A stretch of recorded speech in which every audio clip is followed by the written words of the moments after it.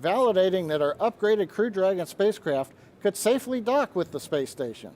And in addition, our team has conducted over 700 tests on just the Super Draco system alone. Really looking forward to seeing those perform in today's flight. Absolutely. And if all goes well today, the next big milestone will be to launch astronauts, as we mentioned, to the International Space Station. That's part of what we call Demo 2 or Demonstration Mission 2. Now we're currently just inside of T-minus 13 minutes and 45 seconds and counting down. Now weather's been a watch item the last couple of days with rough seas, sustained winds in the recovery area. We had to scrub yesterday. We're also still listening. They're evaluating constantly the weather in the splashdown area right now as we're doing the webcast. Now we do have a 6-hour window today in case we need to wait for better weather or less cloud cover. We've obviously used 2.5 hours of it already, but right now we think this is our best opportunity. Now if the weather does not cooperate today, we are preserving tomorrow as a potential backup.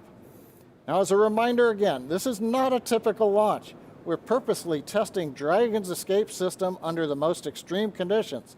So while we want everything to go right today, we are prepared if everything goes wrong. And if that does happen, that's the whole point. This is exactly why we test. We want to see if there's any potential issues, and we want them to happen now so we can address those before we put astronauts on board. And speaking of astronauts, we have NASA's Darrell Nail at Kennedy Space Center in Florida. That's where the test is taking place this morning. And he has more about what those very first astronauts assigned to fly Crew Dragon will be paying special attention to this morning. Darrell? Yeah, good morning, John and Marie. It's a pretty nice day here at the Kennedy Space Center in Florida. You can see behind us here on the lawn, some of the media have gathered to shoot this launch. And of course, the countdown clock, the iconic one, they're counting 12 minutes until launch. As you mentioned, the first crew members assigned to fly Crew Dragon are NASA astronauts Doug Hurley and Bob Behnken. And they have the most, you could say, invested in the outcome of this test flight. Right now, they are just a few miles away from Launch Pad 39A, which is just behind my left shoulder here.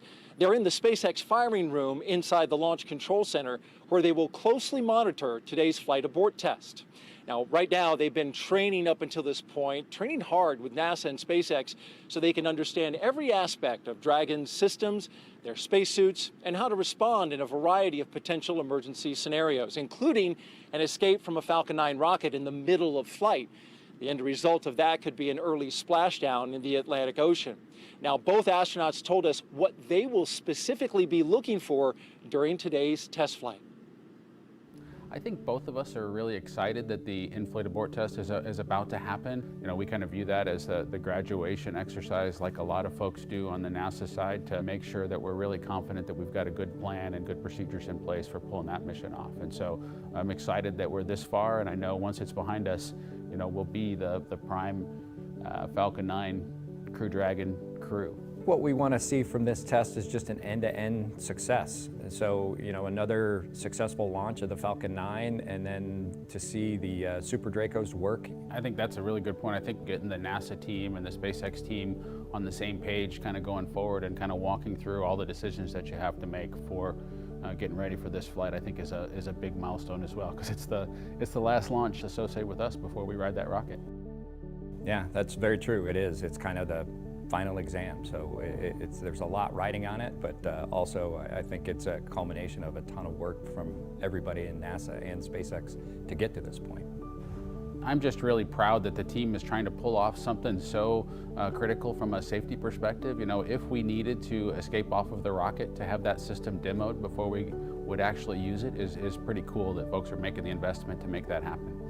We feel really excited about kind of the progress that SpaceX and NASA have made to this point, and this kind of shows us that we're getting really close to our flight. So to see all these capabilities all put together, all the teams together, and to be able to launch this vehicle, it's just a huge boost of confidence. Now, there's an interesting human side to Doug and Bob's story. They're not just crewmates, but they're also friends who have spent a lot of time together over the years. Both graduated from the same astronaut training class in 2000. Both flew on the space shuttle. Both are married to astronauts, and they were in each other's wedding. John and Marie, back to you. All right, thanks, Darrell. You're taking a live look now. This is inside SpaceX's firing room 4. That's where Bob and Doug are sitting today, along with the NASA and SpaceX teams, following along today's test. And this past Friday, they completed what we refer to internally as a dry dress rehearsal. We saw some video of that during Daryl's segment. This is where the astronauts, along with the SpaceX and NASA teams, walk through those steps that they'll take before they get on board for Demo 2. We saw them suit up, and that is really exciting stuff, especially that was the first time we saw them suited up walking out of the astronaut suit-up room, and so really looking forward to doing that for Demo 2. Let's take a quick look now at Crew Dragon. It stands almost 27 feet tall from the bottom of the trunk to the top of the nose cone. And Crew Dragon is composed of 2 main elements. The capsule, that top portion, is designed to hold crew and pressurized cargo, and it has an unpressurized section known as the trunk that's down below. For today's test, much of the exciting work is going to be done by the Dragon's 8 Super Draco engines we talked about, built directly into the capsule. Now, to give you a sense of power, when fired together, the 8 Super Dracos can move the spacecraft a half a mile in 7.5 seconds. So from a standing start, the Super Dracos accelerate the spacecraft to a speed of 436 miles per hour. That's a lot faster than a catapult launch from an aircraft carrier. I know, and it's hard to imagine just moving that fast. I was trying to get a feel for it, so I did a little math, and it's about 3 times faster than takeoff on a commercial plane, if you can imagine that. In fact, one jetpack assembly, which consists of 2 Super Dracos, produces more thrust than an F-16 fighter jet at full afterburn. So John, if you were to put that, strap that to your back, you would break the sound barrier in under half a second. Not sure you'd want to volunteer for that. I'd probably break something else too. So that gets us through the major test objective today, Dragon separating from the Falcon. Several minutes later, we will deploy drogue parachutes, followed by the 4 large main parachutes. You'll see the main parachutes partially open at first if we've got video, then fully open. These will then control the descent of the Dragon capsule softly into the Atlantic Ocean. And while that vehicle that you see on the pad looks like a typical Crew Dragon spacecraft from the outside, if you had a look inside, you'll see that the interiors have been stripped down, and there it is. We do have a look inside for you. The cabin has no interior panels except for one on the ceiling, and there's no control panel in there for this test. Dragon's also outfitted with 2 seats that you see there, and sitting inside those seats, we have 2 anthropomorphic test devices. What, no cool acronym? I'll just call them test devices. We have enough acronyms, John. While the test devices do not have any sensors on them today, the seats they're sitting on are instrumented. We'll be able to measure the loads on the seat to ensure that there are no unexpected issues in this stressing test case. We've also made some other modifications to the Dragon interior for today's test. That's right. There will be 3 cargo racks with some assortment of ballast or cargo bags and no floor. Now, below where the floor would be, there will be an assortment of mass simulators in place of the life support components and some other equipment that's down there when we have crew aboard. Now, the test today will look a lot like a normal Falcon launch for the first minute and a half. We'll fly until Falcon 9 reaches a predetermined velocity. This will occur about 84 seconds into flight, and that happens at approximately 20 kilometers up. Once we reach the required velocity, Dragon will then trigger an escape. Now, as a reminder, the ground is not commanding this abort. It's up to the onboard computers to determine when to trigger the launch escape and do all the functions afterward. Once Dragon does trigger the launch escape, the first event will be commanding Falcon 9 to shut down its 9 Merlin engines. Now, as Marie and I mentioned earlier, Dragon will then separate from the Falcon using its 8 Super Draco engines, firing for about 8 seconds. That carries Dragon capsule with the trunk up and away from Falcon. Now, once they finish firing the Super Dracos, we coast, we jettison the trunk at apogee, we reorient the capsule to come back for entry into the Earth's atmosphere. We deploy about 2 minutes after apogee the drogue chutes, and about a minute after that, the 4 main parachutes will be released. Dragon will then splash down softly in the Atlantic Ocean about 35 kilometers offshore. Now, when Dragon separates, we no longer have that smooth aerodynamic shape on top of the rocket. So the supersonic Falcon is going to be exposed to strong aerodynamic forces in the upper atmosphere. So we expect those aerodynamic forces will cause Falcon to start to tumble. Our simulations show that the Falcon will likely break apart due to the tumbling. instead of having the destruct system triggered and destroying the rocket. So now again, this entire test will take less than 10 minutes from the time Falcon 9 lifts off until Dragon splashes down. But Marie, once we splash down, the work's not over yet. Right, it's just beginning for the recovery team. We have a lot of things happening very rapidly in that first 10 minutes, and the recovery operation takes quite a bit longer. It'll be similar to the pad abort test, but it will happen slightly farther down range in the Atlantic Ocean. So after splashdown, recovery teams will already be standing by for range approval to enter and clear that hazardous area. And if all goes nominally, SpaceX could have fully recovered Dragon back onto its recovery ship approximately 2 hours after splashdown. Keep in mind though, if this were to happen during an actual flight with crew on board, rescuing them would be the #1 objective, of course, and recovering Dragon would be a secondary operation. So if that were to happen, an elite military rescue team would deploy at a moment's notice. They're part of the U.S. Air Force's Detachment 3, or they have this really great nickname, the Guardian Angels, which is very appropriate. They would jump from military aircraft. There's a photo of that happening there where they would deploy their own parachutes to gently reach the water, and from there they would help the crew out of the capsule and then onto a life raft to wait for a larger ship. Now this is not just any life raft. It has a cover that they can put over the top to protect them from the elements, and it's also equipped with food, water, and medical supplies, enough to last for days if needed. This would be, of course, a worst case scenario. It's one that we don't expect to happen, but of course, what do we do when we're preparing to fly crew? We always plan for the worst. So this is something that NASA, SpaceX, and the Department of Defense have rehearsed together over and over so that we're ready for anything. And the SpaceX recovery team is also keeping an eye out for Falcon 9. As we mentioned earlier, Falcon 9 is expected to break up over the water. And we've got a dedicated team of SpaceX recovery personnel who will be staged and ready to begin recovering debris shortly after breakup. Well, the clock's kicking down rapidly. We're just over T-minus 2 minutes and 14 seconds from liftoff. You've seen the crew access arm. It's back. That was retracted away from Dragon at T-minus 42 minutes.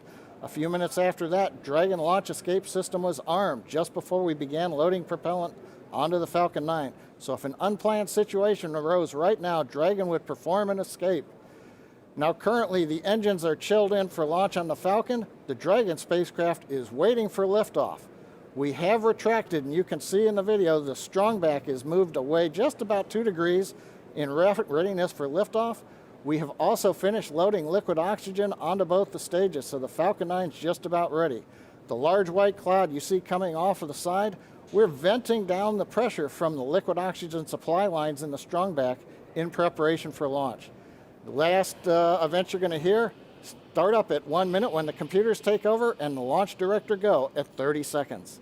And we're coming right up on that in about 15 seconds now. We'll be just a minute from liftoff. And Falcon 9 is, as you just heard, is moving into those final stages of the final countdown for the in-flight abort test today. So far, weather's looking okay. We're hoping it's going to continue to cooperate, and the range is green for launch. Now, if for some reason we scrub today, we will shift to our backup launch window, which is tomorrow at the same time. Again, this is just a test. We're fully expecting Falcon 9 to break up, so don't be alarmed if you see that happening live. And with that, let's listen in now. We're just 45 seconds from the final countdown.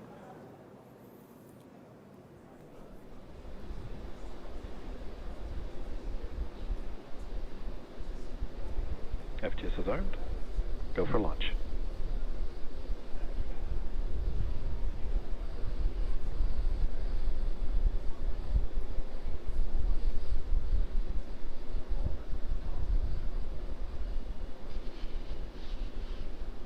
Minus 15 seconds.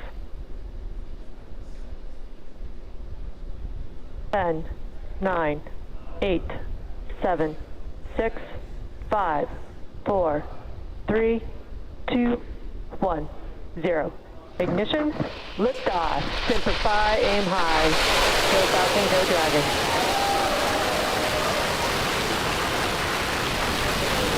Vehicle is touching downrange.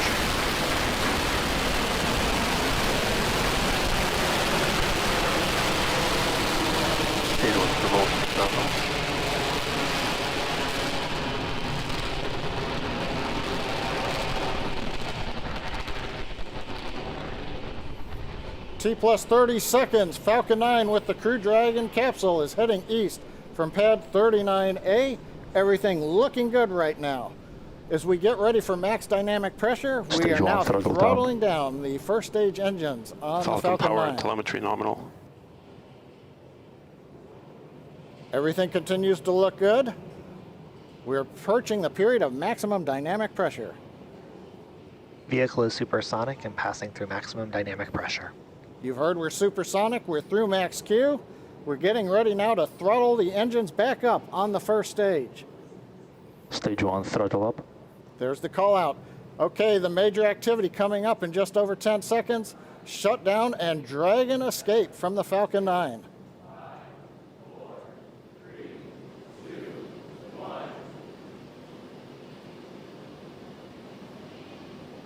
Miko. Dragon launch escape initiated. Dragon's away. And you can hear some really loud cheering in the room. Okay, you just saw a bright flash there. It looks like that may be Falcon 9 breaking up. We've got some loud cheers here in Hawthorne, the folks that just watched live the Dragon separate. The next milestone we have coming up at 2 minutes, 25 seconds, we're expecting to see the trunk jettison. So that claw that connects the trunk to the capsule is going to separate, allowing Dragon to separate from the trunk. That's coming up in 15 seconds. And we do have the report. Loss of telemetry from Falcon 9, first stage.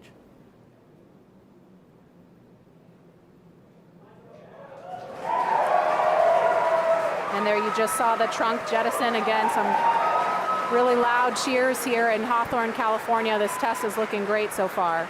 Nice view from the back of the Dragon capsule.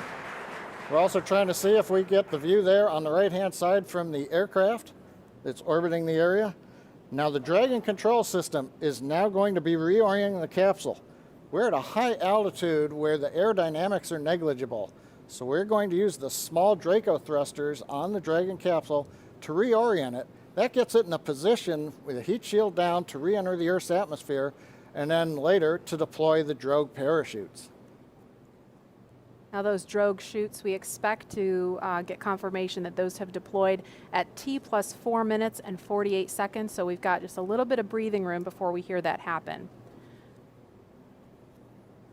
Those parachutes are protected during ascent, on orbit, and re-entry by a panel that's up near the nose cone of the capsule. So we're going to jettison the panel, then the mortars will fire to deploy those 2 drogue chutes. Again, that's coming up in just over a minute at T plus 4 minutes and 48 seconds.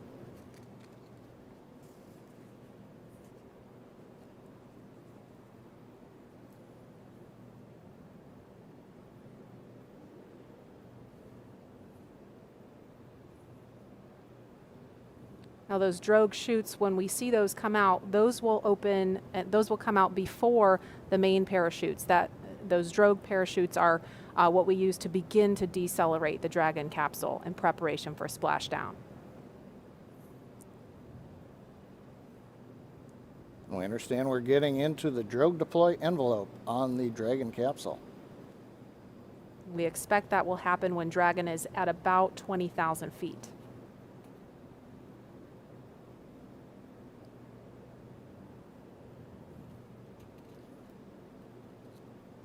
About 15 seconds to drogue chute deploy.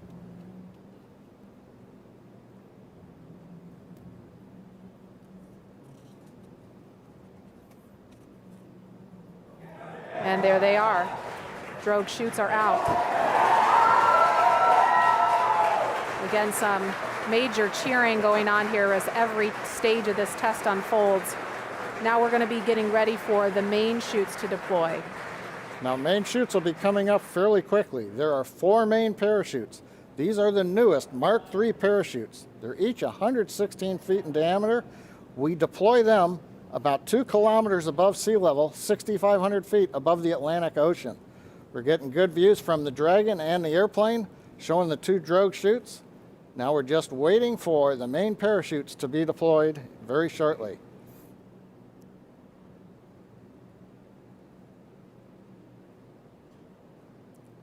And we have the view from a different camera on Dragon showing the 4 main parachutes. Now they are deployed in a reefed condition. That means we're keeping them fairly shut to avoid shocks, and now we're slowly opening up the 4 parachutes. Great views coming off of the Dragon camera on the left, and we can also see the 4 parachutes from the airplane on the right. That is a really cool view. Nice view of the orange and white parachutes as they're opening up into the second position, and then going to fully open. From fully open, we'll be descending about 20 to 25 feet per second down to the Atlantic. So from that 6,500 foot altitude, it's going to take us a few minutes to splash down. Also right now that the mains are out, a sequence is performed on the Dragon, which will reorient the crew seats into a splashdown position, give them a little better angle to take the slow bounce as we hit the ocean. Now, Maria, I talked about the parachutes came out initially at a reef condition. That's fairly standard. They come out not fully open. That way they're minimizing the shock on the parachutes. We're also minimizing the shock on the capsule. Again, we want to give a smooth ride to the crew as they are coming back through the Earth's atmosphere. Right. Now, the parachutes are located behind a door that's at the bottom of the capsule. It's below the crew hatch. So Dragon commands the door to release, and as you saw in the video, the drogue parachutes pull the door away, and that pulls the 4 main parachutes out. Now, these are the new Mark III parachutes. We've completed here at SpaceX over 80 tests of that parachute system, including 10 multi-parachute tests of this particular upgraded parachute design over the last few months to demonstrate that the design is ready for flight. And we're just inside 2 minutes of when we expect to see splashdown. The recovery teams are already out there in the Atlantic Ocean standing by, ready with fast boats to begin their initial approach to Dragon. Again, we mentioned this before, but the recovery operation we expect to take a couple of hours. I've heard a call out, we're below 500 meters. And we expect when Dragon splashes down, it's going to be roughly 32 kilometers offshore.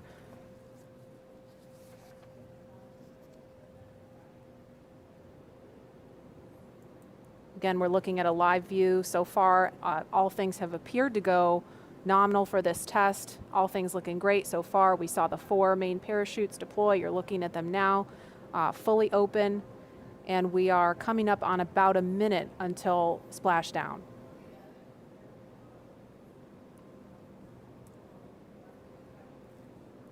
I think we may have heard a call out of 100 meters to go. Yeah, I just heard that too. Yep.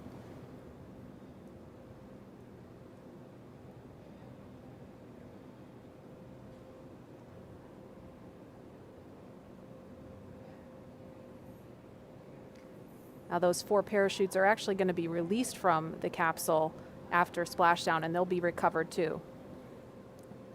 And we are down. Down a little bit early, in fact. And there you can see the recovery boat beginning to approach instantly. I'm going to try to talk a little bit louder so you can hear me over the folks here. This has been a really exciting thing to see because we had the weather. We weren't really sure if the weather was going to cooperate. We were trying to weigh, is it favorable for launch, but also is it favorable for recovery, because they really have to watch the height of those waves in order to do this operation. That fast boat is just off screen now, but there's 4 fast boats out there in the area to begin, again, that initial approach to Dragon. The recovery operation from here takes about 2 hours, but all in all, this looked like a really great test. Yeah, a lot of fun watching the Dragon come down. We had great views from the onboard camera in particular. Now I think this camera is from our Go Searcher recovery ship, which is also the tender for the fast boats. You saw one of them headed out there. And you can also see it looks still a little choppy, so you understand we were kind of on the edge of the weather conditions out in the splashdown area.